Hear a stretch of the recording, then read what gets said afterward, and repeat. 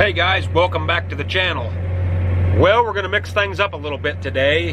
Today's what, April, let me look, 20th, 21st, April 22nd. Had a little snow a few days ago, didn't get much precip out of the deal. So things have kind of dried back off a little bit, but we've made the decision we're going to switch over and plant some corn. The forecast ain't looking the greatest.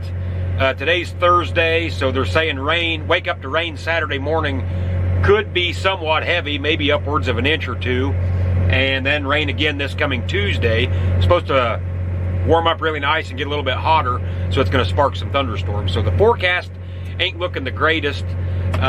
We feel like we don't want to sit around and do nothing, and it turns out a lot of the ground that we got that's going to beans is either going to be no-tilled or it's just a little heavy yet, not quite going to work like we want it to, so we're going to pull the plug and switch over to corn. So we're going to work a little bit of ground here today, let it air out, and then start planting in the morning. So let's get started here and see how things go.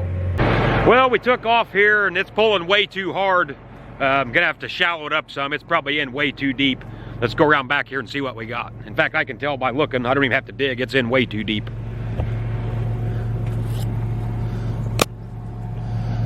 So I always get here in a tractor track. Oh God, yes, way too deep. I mean, hell, that thing's going in that far at least. Definitely not looking to do that. That's way too deep. So we're gonna take her out a little bit. Now this is the new Sunflower 6333 we just bought this year. It's identical to the one running over there, except this one's 31 foot, that one's 34 foot. Okay, so here we go. Here's your crank. If you turn it that way, it puts it in deeper. We're wanting to go shallower. So we're gonna go the opposite way, and I think one turn equals 1/4 of an inch on this dude. So there's 1, 2, 3, 4, 5. We'll try that. Well, we'll see here. Feels like I might have went out a little too much. I'm looking for between 2 and 3 inches of loose dirt in the tractor tracks. I think I'm gonna go back in 1 turn, maybe 2. I like to dig this stuff up. I mean, last thing you want is a bunch of weeds. So there's 1/4 of an inch. Yeah, I'm gonna go 2 turns. That'll be a 1/2 inch. Boy, I tell you what, guys, and I'm sure I've said this before, but I can't say enough good about these sunflower tillage tools. And there's getting to be a shit pot full of these things in our area now. Seems like every year, you know, a guy that's never had one gets one. And I've yet to hear a bad thing about them. I mean, everybody I talk to that runs them just absolutely loves them. And so far, that's been my experience too. I can't say that there's anything I would change about that at all. And that's kind of rare on tillage tools. Now, don't get me wrong, I'm not saying that the John Deere is junk or whatever. I'm not saying that. I've never ran one. I'm just saying that the sunflowers that we run, I really, really like them. Now, I know that's hard to tell from a tractor cab, and hopefully my drone will show a little bit more footage on the soil texture. But, I mean, that's just picture perfect.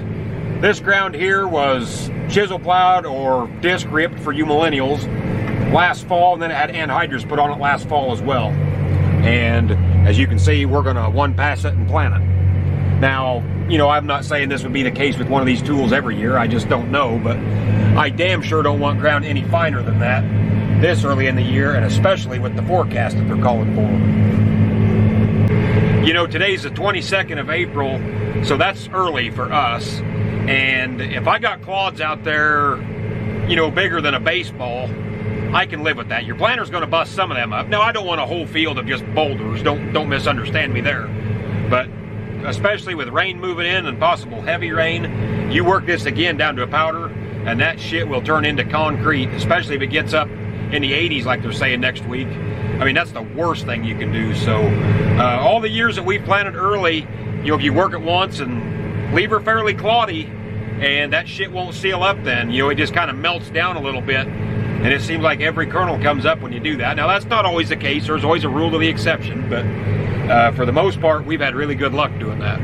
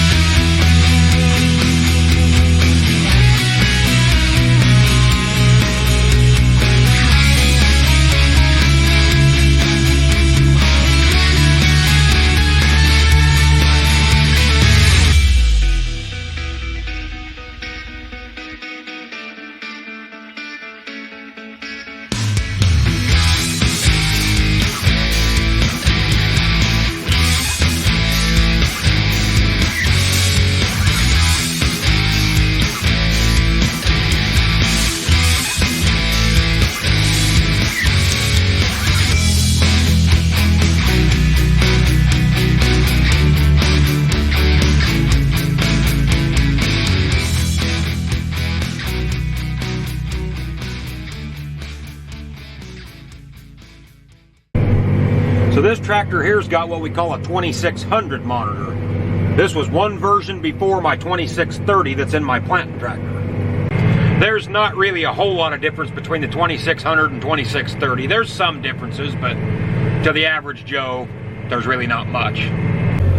So what we're going to do now is, since we got two tractors in one field, we want to be on the same heading as far as our auto steer, because if he's going straight back and forth and I get lined up with something and I'm off just a couple degrees as we work together, we're going to have a big point row in the middle because I was going on a slight angle and he was going straight. So the way we get around that is we put in what we call a heading.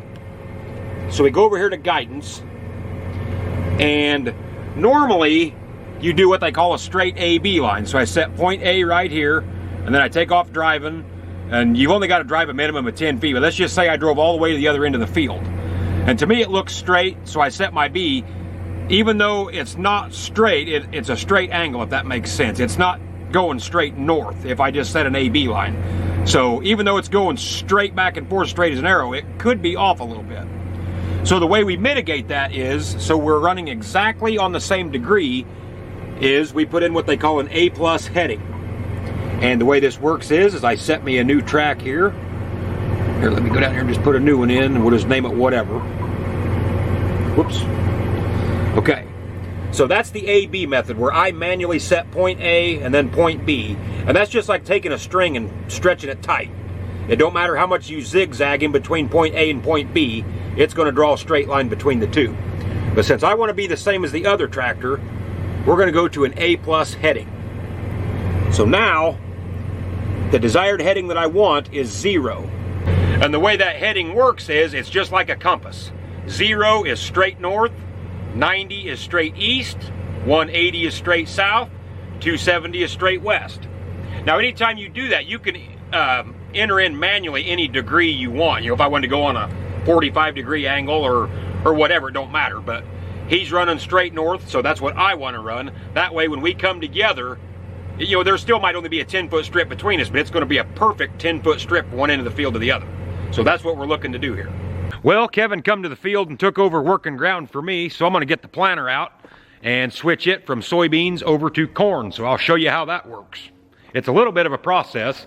It ain't bad. This newer planter is easier than the one that we traded in. There's a few steps that they've taken out that you don't have to do anymore, but it's still something that you don't just snap your fingers and it's done. I mean, it takes, oh gosh, it can be between an hour and 2 hours. So we'll get started on it here and I'll kind of walk you through that.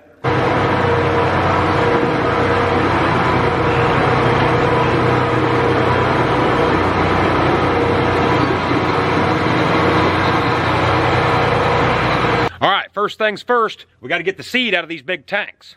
Got little doors here on the bottom. I'll drain it into a tub and then dump it back in the big seed box.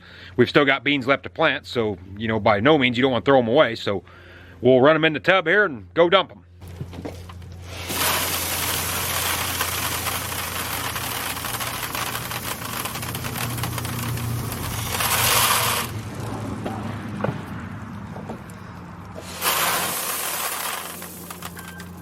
Once again, that's where having scales on a planter is really handy. I'm not wrestling 500 pounds out of here. I had, I think, 75 pounds left in it, so that makes it nice. Now on this deal, you got to get every soybean out. Same way when you're going from corn back to beans. You got to get all that out of there, otherwise you're going to have, you know, which if you got a few beans in your corn, that ain't a huge deal, but if you got corn, when you go back to planting beans, then you're gonna have corn in your bean field. That ain't gonna look very nice. So you gotta get every last kernel out of there. All right, so we got the seed out of the big hoppers. Is what we're gonna do now is go through these back rows and we gotta plug them off. So we come and we put a plug in right here. That stops the airflow. That stops seed from blowing down to this hopper. Then we plug off the vacuum, because all these rows in the back are for soybeans only. So those rows we don't have to do anything to. They've even got a little seed left in them. Won't hurt a thing.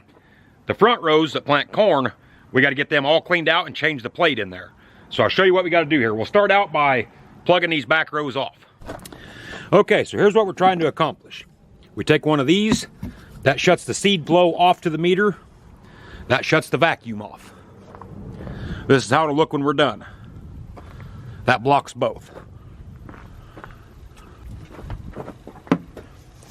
Now these got an O-ring in them. You want to make sure that O-ring stays in there. That's what makes it make a tight seal.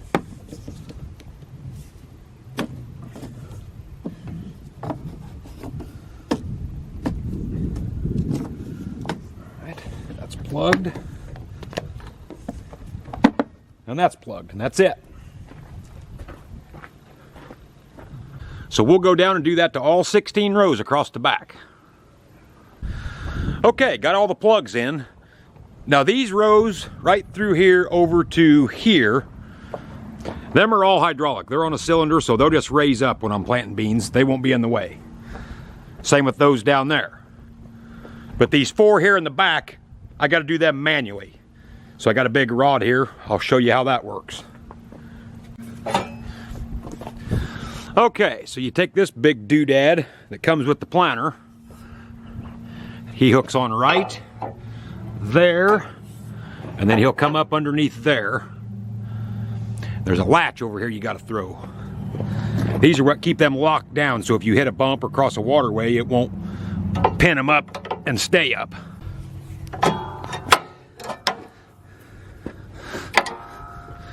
Okay, so now when I raise that up, that should keep that locked.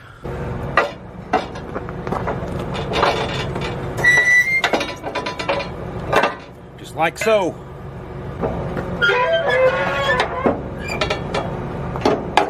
So yeah, you just got 5 rows here in the back you gotta do manually like that. I think I said 4 earlier, but there's 5. Everything else is hydraulic after that. Okay, now comes the fun part. I gotta go through and put the locks in the hydraulic cylinders. And if you come over here to, let me see, which one of these has the switch on it? Must be, okay, this one right here. So this one will not get a lock in it. The rest of these will. That'll hold the planter up in the air. This wheel is gonna go all the way up like it would be in planting mode. And what that's gonna do is it's gonna fool this planter to think it's setting down on the ground, and in turn, that's gonna kick the big blower on that blows seed from the big hopper back to each individual row unit. And we need it to blow all that seed back there to clean them lines out. So we'll get the blower kicked on, and then as it pushes that seed back, I got a little tray I'll slip under there, open the door, and it'll blow all that seed right in the tray. So, sounds complicated, but I'll show you. Nothing to it. Okay, there's that one. I think I called it a wheel lock. It's actually a cylinder lock. So we'll put one in each side. Okay, cylinder locks are in. We'll go let her down up in the cab. Okay, I'm gonna flip this switch. You're gonna hear this big blower kick on. Normally, that's gonna blow seed out of this big tank through all these hoses back to each individual hopper. Normally, anytime you set the planter on the ground, that blower kicks on. Well, in a situation like this, if you set the planter on the ground to kick the blower on, then everything's all tucked down in there and you can't get to nothing to clean it out. So they make it where you can kick that blower on with it up in the air and achieve the same result.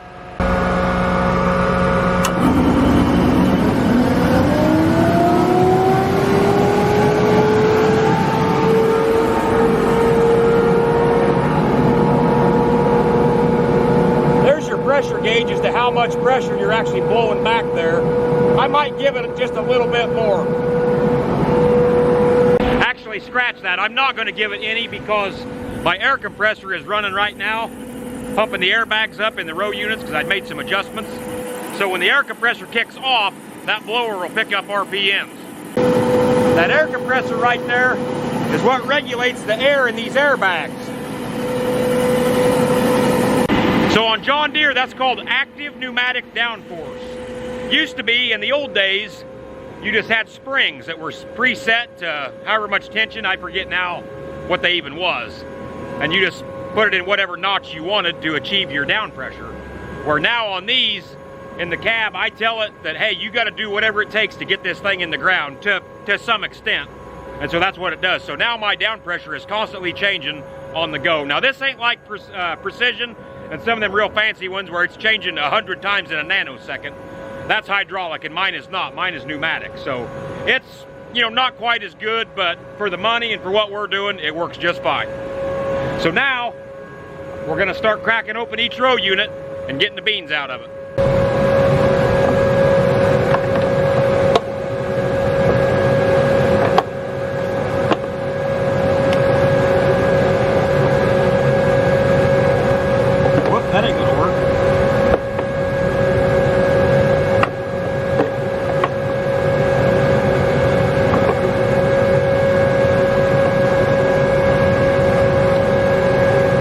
take these lids off to some degree.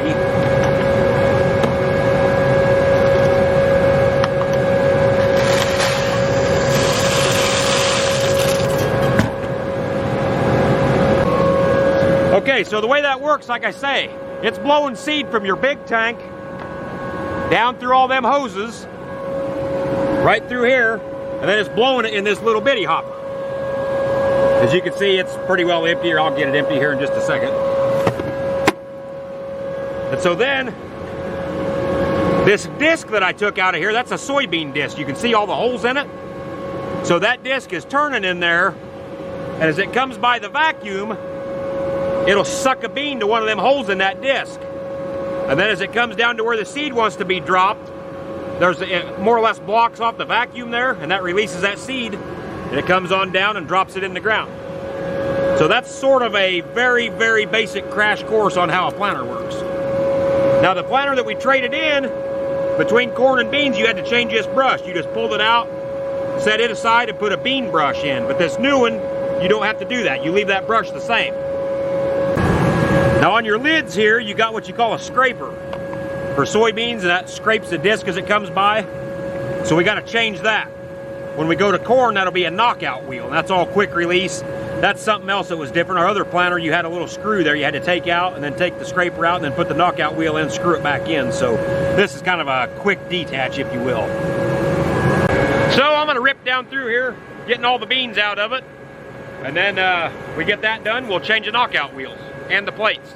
Okay, so these are our plates that'll meter corn. I'll show you the difference. This is the corn plate. See how it's just got one row of holes all the way around it? This is the bean plate, because you're planting beans way, way thicker than you are corn. So that's the difference. Corn is somewhat sensitive. You want to try to keep stuff in order. So that's row 4. That's row 2. So you always want to put it back together the same way. Same with these discs. You always want to store them standing up. Don't ever lay them down where they can bow and get warped.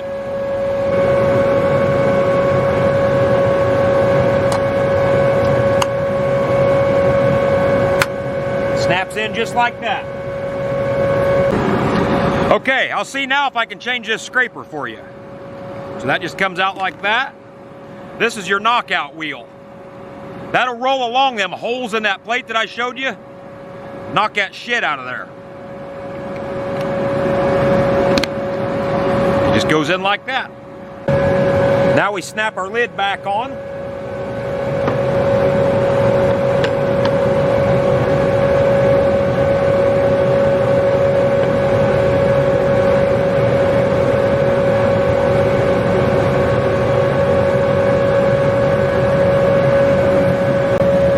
And then finally you got to adjust your singulator. They used to have this goopy little lever up here that was always froze up, and it was a stupid deal. Now it's just numbered and you turn the dial. And so I wrote on each one of mine. So bot 6, that means the bottom of number 6, because see like there, I don't know if you call that 1.5 or 2 or what you call it. To me that's 2. But see, you kind of get screwed up and stuck. So I just made it plain as mud where I wanted it.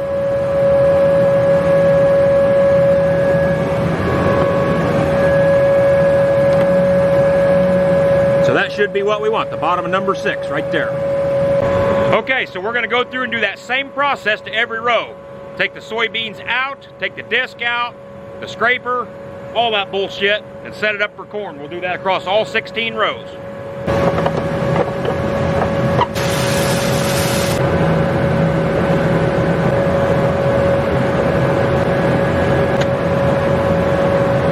Okay, we got all the row units changed over.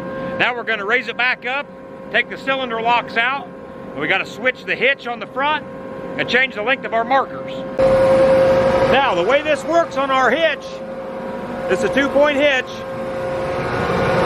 We've got a set of hooks for beans and a set of hooks for corn. Now that does not come from the factory that way. From the factory, they got this stupid ass pin right here. You're supposed to pull that big pin and slide all this shit over while hitting the brakes and stick it back in, and it's an absolute nightmare. So we made this hitch. Now you just set it down, hit your brakes real hard, back up, and pick it right back up, and you're good to go. Now, to my understanding, we have to do that because this planter is a 1632. Our old planter was a 1224. It was the same way. Anytime you've got the extra row or the even numbered rows, you got to offset like that, is what I'm told. I've never ran a 1223 or a 1631. So I don't know. The way it sounds, they don't have to do that. Now, guys tell me, oh, you can change that in your auto steer. You ain't got to mess with your hitch and all that. Well, I don't work that way because I get into a lot of fields that got timber around them. So I'll start out planting with markers while I'm doing my ends and getting around the brush and stuff. And I don't want to have to be remembering, well, I got to do this and this ain't right, so I got to offset this. So it's just as easy to set it up the way it should be. Then if your GPS goes down or anything, you're not out nothing. And it don't take 3 minutes to switch that hitch. So that's the way I do it. You do it the way you want to do it. Okay, so we got our jack stands in. Flip the locks on our quick hitch. And I'm sure this will never work now since I'm filming it. But the idea is we're going to set this down, pull forward a little ways, and back up and hook onto this hook.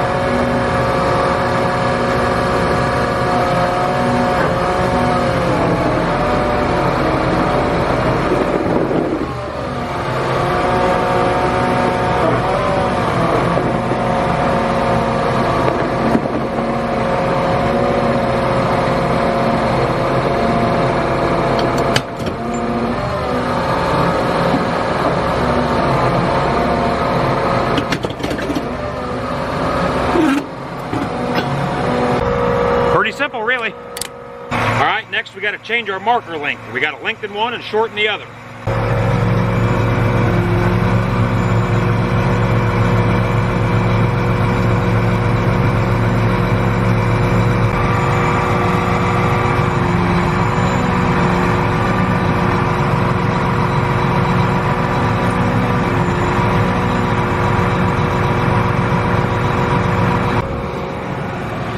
I've got these pre-marked already, beans and corn. When I slide this out, you'll see corn. So the other marker on the other side, I slid it in. This one I'll slide out.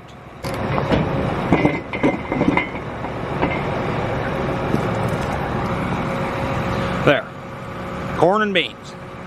Okay, the only thing left to do now is I got to raise these back bean rows up. There's a cylinder stop that goes in there and it keeps them up out of the ground so they're not touching when we're planting corn.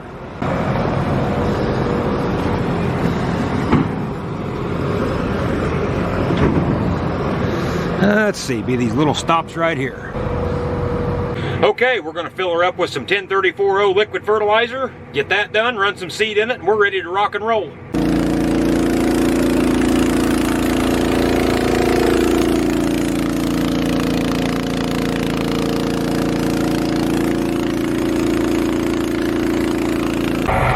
Alright, so we got her down to the field. I got to change my depth. I want to put it back in a little bit deeper because we had it shallowed up for soybeans. You can also see here, that's where your row units on your soybeans run when you're planting corn. That'll look different, you know, once the whole machine's in the ground, but you can see how they're held up out of the ground like that. So let's change the depth and get going.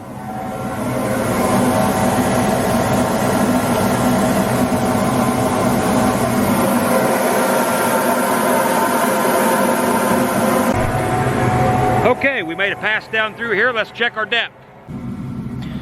Well, there's the seed right there, and that is right at 2 inches deep. And that's right where I'm going to leave it.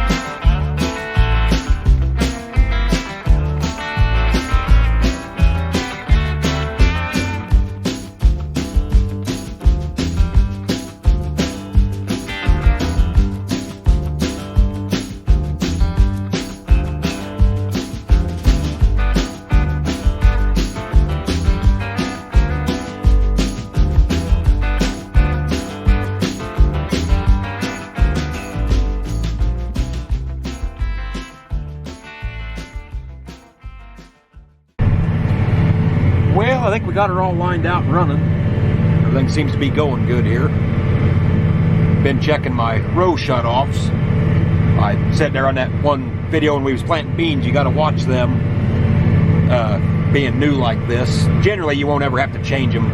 It's a little different because we set it up for beans originally. You got to account for them back rows that are behind the corn rows. You can't have two sets of rows shutting off at different times. It's kind of a happy medium.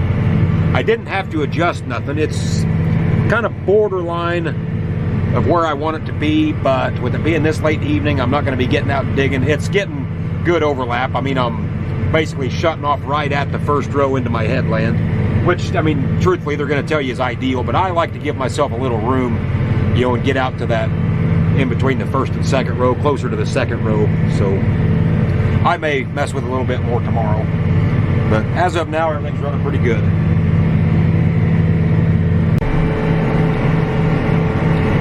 Well, I don't know if you can see out the front windshield there. It's getting dark enough, but you can see now where the row shutoffs come in real handy. I got a plant next to this driveway here, so I'm edging along here. I've only got about a, I don't know, a 15-foot gap here. So you can see only half the planters planting. So they're doing exactly what they should be. Makes it nice when you ain't got all this corn all crossed up like in the old days, or you'd have to get off and shut the row units off by hand and then plant to the other end and then turn them all back on, all that stuff. So that's where technology's really helped us.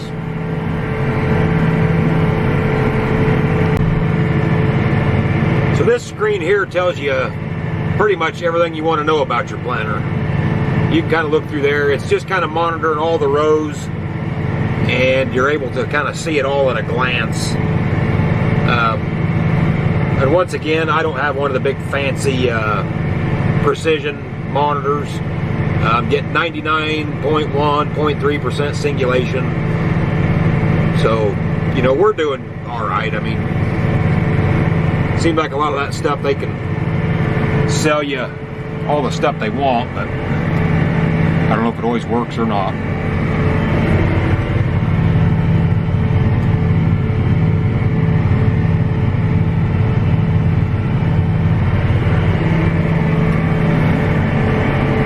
Well, we got her done.